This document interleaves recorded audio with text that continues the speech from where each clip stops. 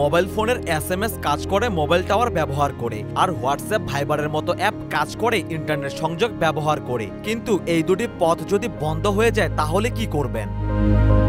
সম্প্রতি এমন কিছু অ্যাপ এসেছে যেগুলো প্রথাগত মোবাইল সংযোগ বা ইন্টারনেট ব্যবহার করে না। এর বদলে এরা বিন্দু বিন্দু জলে মহাসাগর গড়ার মতো ছোট ছোট ব্লুটুথ সংযোগ বা ওয়াইফাই ব্যবহার করে একটি বড় জনপদের জন্য বিকেন্দ্রীভূত প্ল্যাটফর্ম তৈরি করে। ওয়্যারলেস মেশ নেটওয়ার্ক নামে পরিচিত এই ব্যবস্থাটি আসলে একটি জালের মতো নেটওয়ার্ক, যা প্রতিটি নেটওয়ার্ক ব্যবহারকারীর হাতের ডিভাইসে থাকা ওয়্যারলেস অ্যাক্সেস পয়েন্ট ব্যবহার করে তৈরি হয়। প্রতিটি মোবাইল ফোন এখানে বার্তা ফরওয়ার্ড করে দেয়, ফলে কেন্দ্রীয় কোনো সার্ভার এতে লাগে না।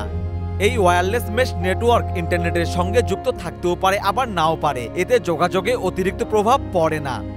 এই ব্যবস্থাটি কাজে লাগিয়ে বেশ কিছু অ্যাপ তৈরি হয়েছে। এর মধ্যে সবচেয়ে পরিচিত একটি অ্যাপ হচ্ছে ব্রায়ার অ্যাপ মেসেজিং। এই অ্যাপটি তৈরির সময় নির্মাতারা মাথায় রেখেছেন অধিকার কর্মী, সাংবাদিক ও জরুরি পরিস্থিতিতে নানা শ্রেণীর মানুষের নিরাপদ যোগাযোগের বিষয়টি।